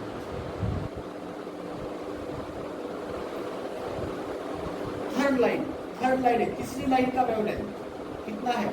पहले लाइन के लिए एन की वैल्यू 3, सेकेंड लाइन के लिए एन की वैल्यू 4, थर्ड लाइन के लिए एन की वैल्यू 5। अब फोर्थ लाइन डेल्टा लाइन के लिए एन की वैल्यू कितना लेना है? 6। तो 1/लैम्बडा delta equal to R into 1/4 minus 1/36 equal to, चलिए 36 डिवाइडेड बाय 8r, बोले तो 9/4r। ये आता है लैम्बडा डेल्टा लाइन का वेवलेंथ। तो delta line 9/4r, 16/3r, 100/21r। तो 1/r 912 पकड़ लो, कैलकुलेशन करते रहो। तो हर लाइन का पूछे गए सभी लाइन का वेवलेंथ निकालने के लिए इस फार्मूला को याद रखना।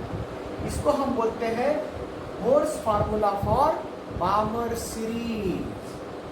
तो what is the limit of this series? Limit बोले तो शॉर्टेस्ट वेवलेंथ कितनी आई है? 4/r, 4/r छोटा। तो ये रहा बार्मर सीरीज का पूरा इंफॉर्मेशन। शॉर्टेस्ट वेवलेंथ बोले तो सबसे छोटी वेवलेंथ। सबसे छोटी वेवलेंथ निकालने के लिए हमें n की वैल्यू इन्फिनिटी लेना होगा। तो n की वैल्यू इन्फिनिटी लेकर हम बार्मर सीरीज का शॉर्टेस्ट लिमिट बोल दिया। लिमिट ऑफ सीरीज बोले तो शॉर्टेस्ट वेवलेंथ। जिस प्रकार हमने बार्मर सीरीज के सभी 4 line alpha, beta, gamma, delta line और शॉर्टेस्ट की भी बता दिया, तो अब उसकी रेंज भी बोल सकते हैं। 4/r2 36/5r, इस दोनों के बीच में उसकी रेंज होती है। मगर ये पूरी की पूरी लाइन विजिबल है हमारे लिए। तो ये इलेक्ट्रोमैग्नेटिक स्पेक्ट्रा ये कहाँ आई थी? अल्ट्रावायलेट में आई थी।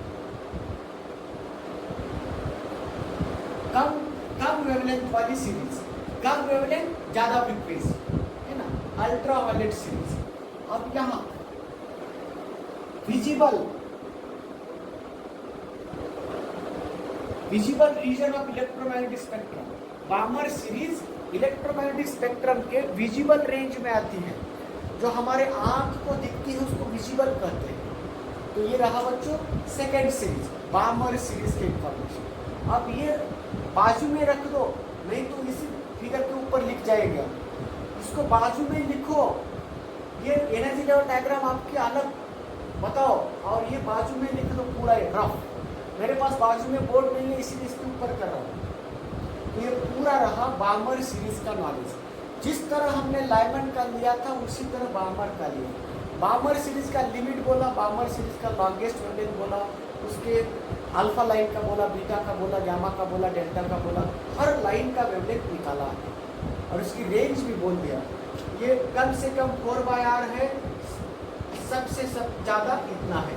तो डिफाइन ऐसा होता है, a series of spectral lines. मैं डिफाइन कर रहा हूं, series of spectral lines due to transition of electrons या atoms, due to transition of atoms from higher energy level to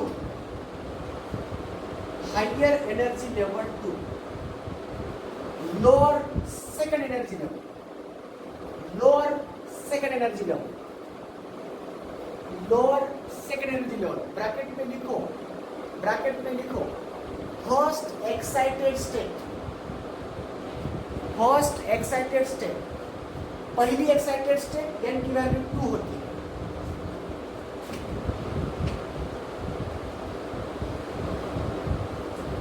चलो, लाइमन सीरीज कौन सी रीजन में आई है? अल्ट्रावायलेट रीजन में आई है। बार्मर सीरीज कौन सी रीजन में आई है? Visible region of the electromagnetic spectrum में आई है। अब तीसरी सीरीज है पार्शियन सीरीज। अब यहां आकर पड़े हुए एटम की वजह से पार्शियन सीरीज बोले, ठीक है।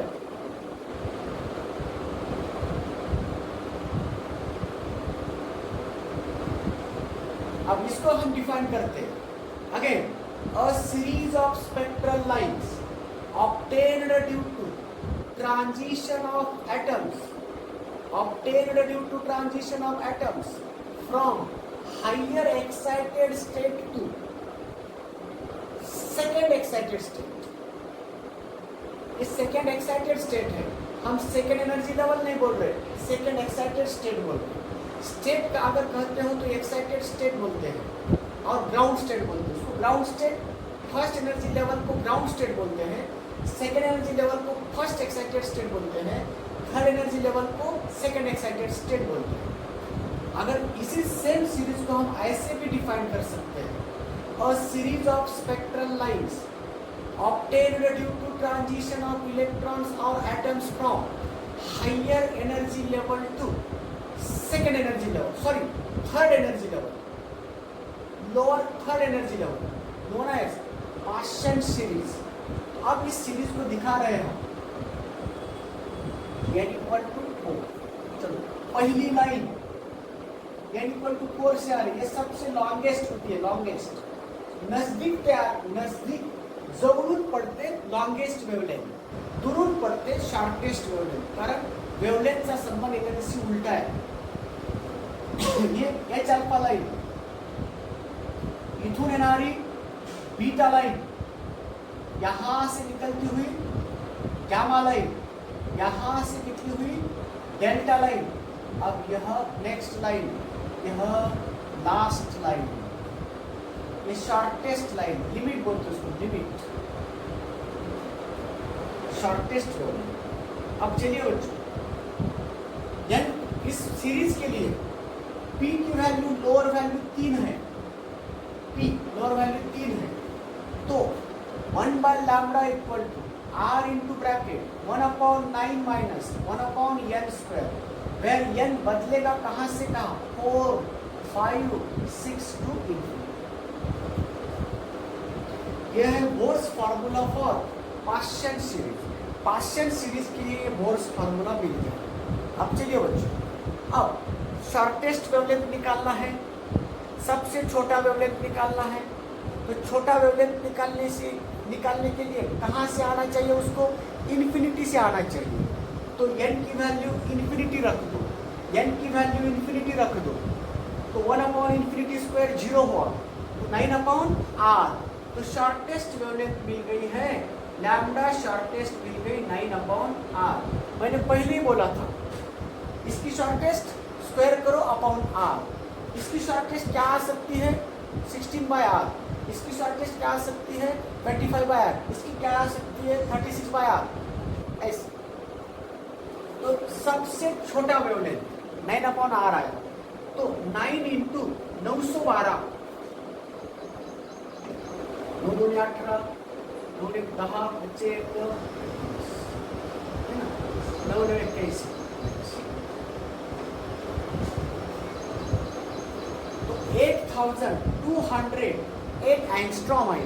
ये सबसे छोटी है, बाकी के उसके बड़े वेवलेंथ थे। ये बड़ी वेवलेंथ हमारे आंख को दिखती नहीं है, ये छोटी होकर भी दिखती नहीं है, तो उसके बड़े तो नहीं दिखेंगे। तो इसीलिए ये सीरीज इंफ्रारेड रीजन में है, इंफ्रारेड रीजन। तो ये विजिबल थी, विजिबल रीजन बोले थे हम, इसको बोलते हैं इंफ्रारेड। रेड कलर के बाजू में इंफ्रारेड रीजन बोलते हैं। ये था अल्ट्रा वायलेट, वायलेट कलर के बाजू में मिलती थी, अल्ट्रा वायलेट, वायलेट कलर के से कम वेवलेंथ वाला, वायलेट कलर से कम वेवलेंथ वाला अल्ट्रा वायलेट। इंफ्रारेड से, रेड से बड़े वेवलेंथ वाला इंफ्रारेड, ये दोनों के बीच का विजिबल। अब ये शॉर्टेस्ट मिल गया, अब हमारा काम है लॉन्गेस्ट कितना होता है। तो लॉन्गेस्ट के लिए आ जाओ, लॉन्गेस्ट बोले तो पहली लाइन कहाँ, ये पहली लाइन कहाँ से आई है, n इक्वल टू 4 से आई है। n की वैल्यू 4 यहाँ रख दो, तो लैम्डा निकालो, वो लैम्डा लॉन्गेस्ट मिल जाएगा। तो लैम्डा अल्फा बोलेंगे हम उसको। लैम्डा अल्फा कैसे निकालेंगे, उसके लिए अल्फा के लिए n की वैल्यू 4 रख दो, 1/16, 1/9 माइनस 1/16, तो 144, 144 हो गया। 16 माइनस 9, 16 में से 9 गए,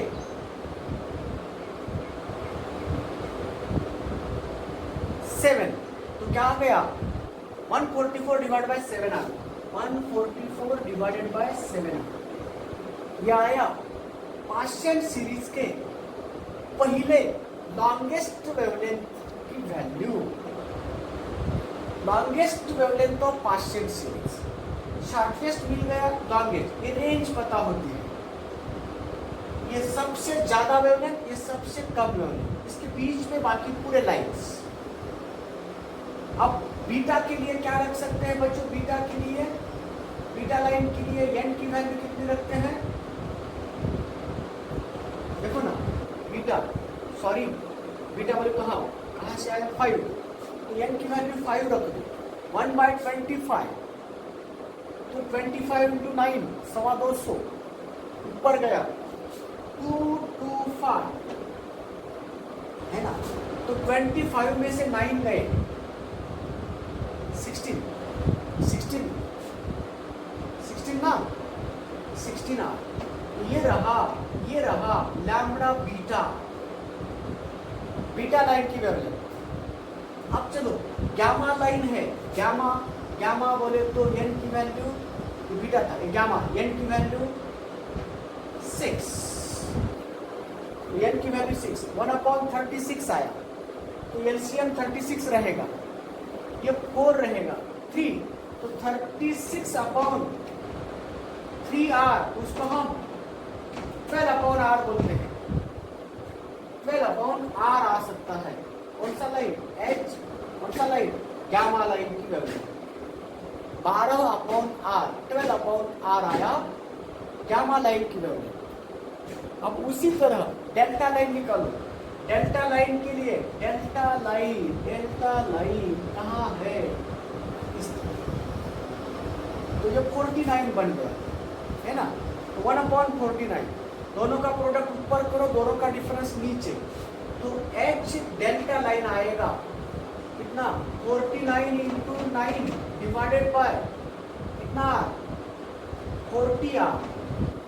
यस, तो ये रहा wavelength of delta line of partial series. तो ऐसे सबके सब सीरीज की वेवलेंथ हम निकाल सकते हैं। सिर्फ याद रखना कैसे निकाल रहे हैं हम। शॉर्टेस्ट के लिए n की वैल्यू इंफिनिटी और लॉन्गेस्ट के लिए n की वैल्यू उसके ऊपर की, और बाद में उसके according H alpha beta gamma ऐसा ऑर्डर लगाते जाना। ये रहा पार्शियल सीरीज का इंफॉर्मेशन। कौन से रीजन में आ रही है? ये इंफ्रारेड रीजन में आ रही है। ठीक है, चलिए बच्चों आओ, नेक्स्ट सीरीज है ब्रैकेट सीरीज।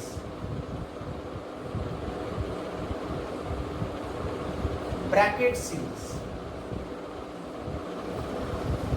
तो ब्रैकेट सीरीज के लिए P की वैल्यू 4, P की वैल्यू 4। तो ब्रैकेट सीरीज का फॉर्मूला क्या आया?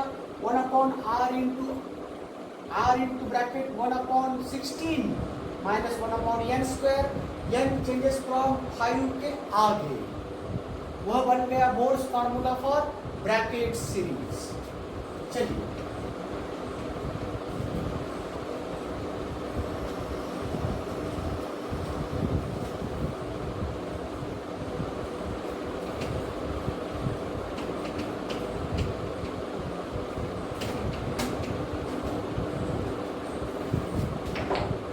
ब्रैकेट सीरीज को मैं डिफाइन कर रहा हूं।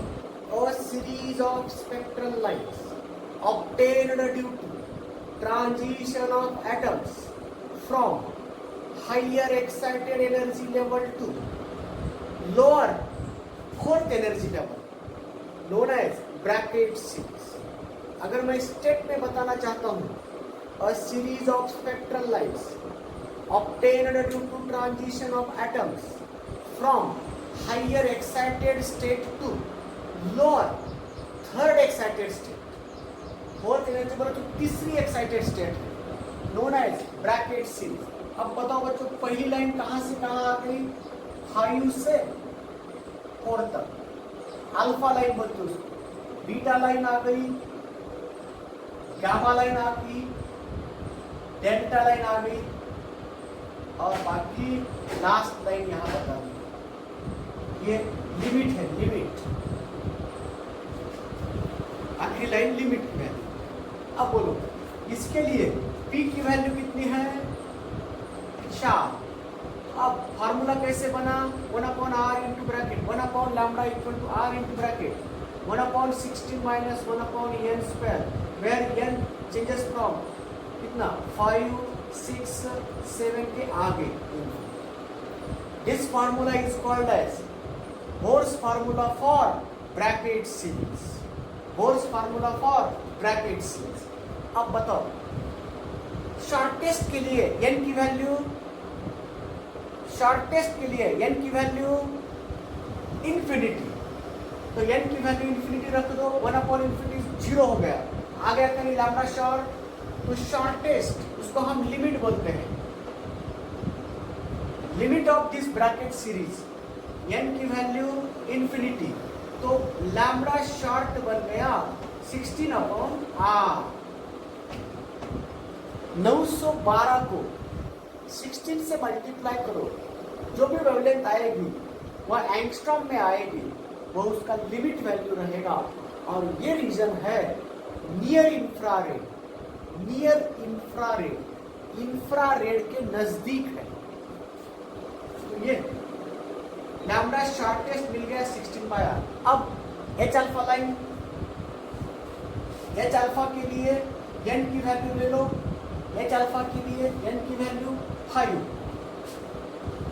तो इसमें रख दो 1 upon lambda equal to R into bracket 1/16 minus 1 upon 25, ऊपर प्रोडक्ट नीचे डिफरेंस। तो लैम्बडा अल्फा इक्वल टू कितना आता है 16 इंटू 25 डिवाइडेड बाय 9, है ना, आर 9 आर। तो इसका 400 आता है। 400 आता है क्या ये 400?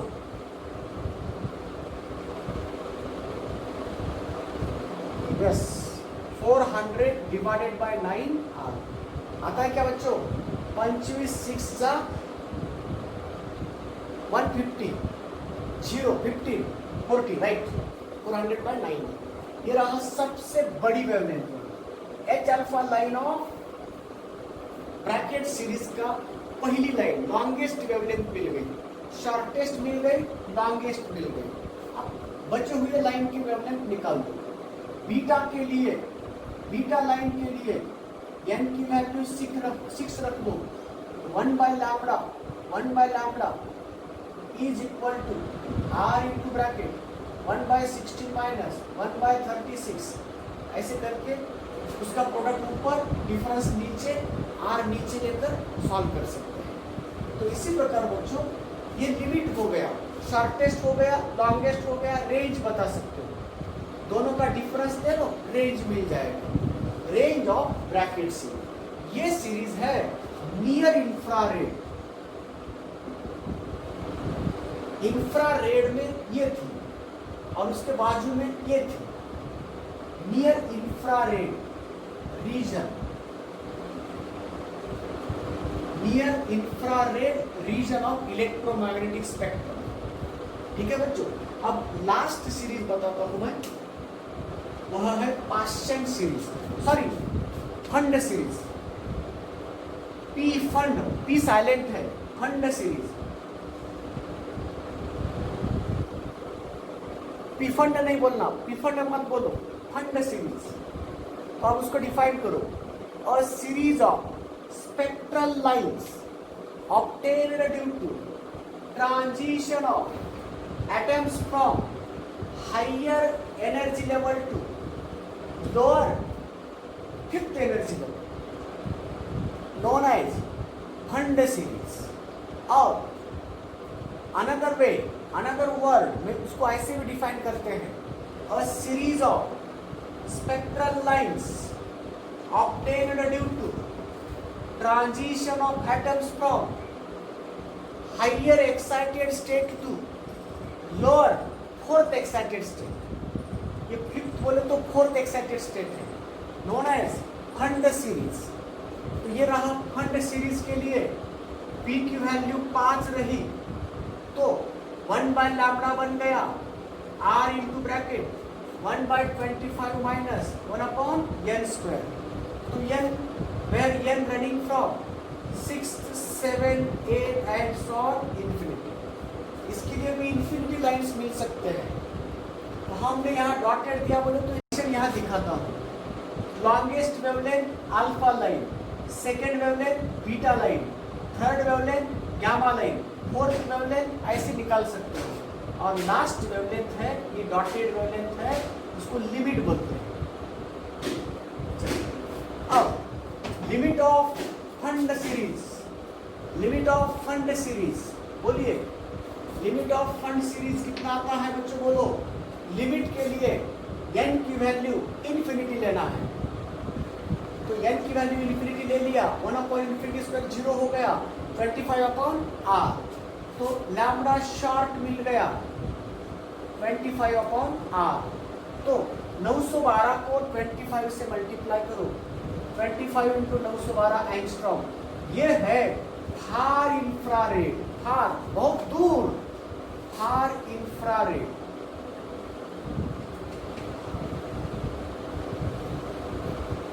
हाँ, जो भी है वो फार इंफ्रारेड। तो याद रखिए, पहली लाइन अल्ट्रा वायलेट, दूसरी लाइन विजिबल, तीसरी line infrared, fourth series near infrared and last far infrared, बहुत ही दूर, इंफ्रारेड से बहुत ही दूर।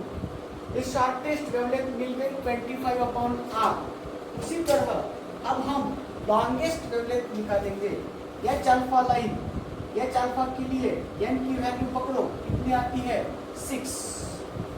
पहली लाइन 6 से आ रही है ना, पहली लाइन 6 से आ रही है, एन की वैल्यू 6 पकड़ो, तो इक्वेशन क्या बन गया, r इंटू ब्रैकेट 1/25 माइनस 1/36। तो लैम्बडा अल्फा ऊपर प्रोडक्ट नीचे डिफरेंस,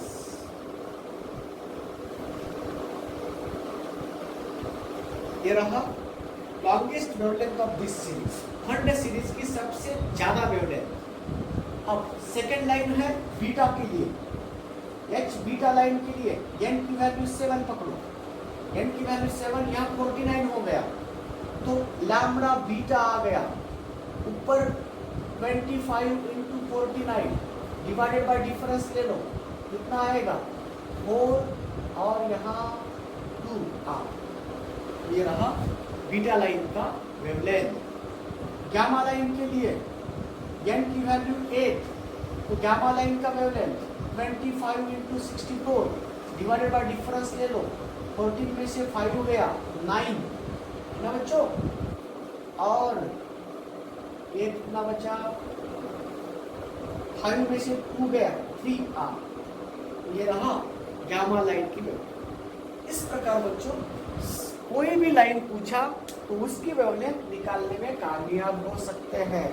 तो बच्चों यहाँ bourse theory of hydrogen atom पूरा हो गया।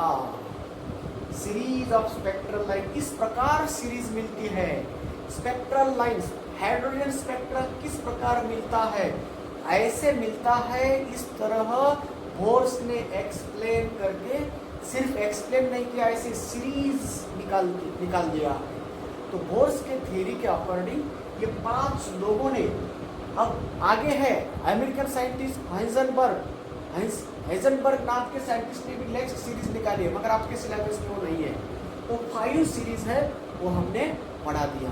तो इस प्रकार बच्चों आज का बहुत ही बड़ा और सबसे इम्पोर्टेंट कल का और आज का यही आत्मा है इस टॉपिक में।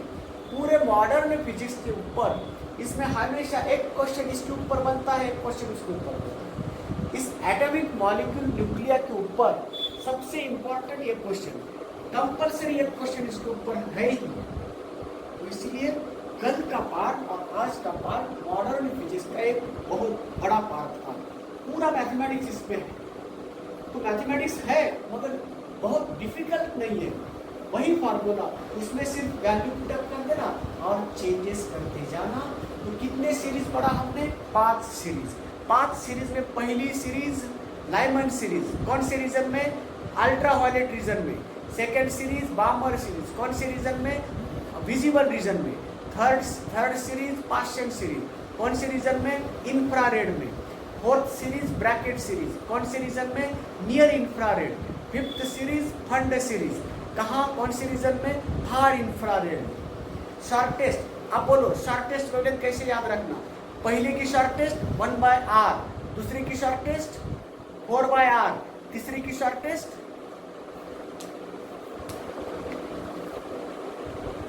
तीसरे की शॉर्टेस्ट, फोर्थ की शॉर्टेस्ट 16/r, फिफ्थ की शॉर्टेस्ट 25/r। तो शॉर्टेस्ट निकाल लें, शॉर्टेस्ट निकालने में कोई दिक्कत नहीं है। और 1/r की वैल्यू 912 पकड़ो, उसके अकॉर्डिंग हम वेवलेंथ निकाल सकते हैं।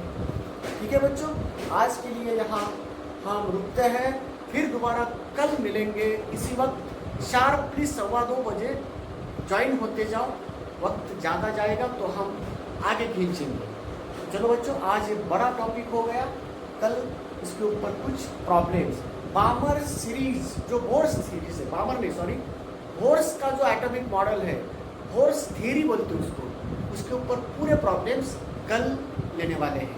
आज पूरा एक बोर्स थ्योरी बोलते हैं उसको, ये पूरा बोर्स थ्योरी का एक बड़ा सेक्शन कंप्लीट हुआ है।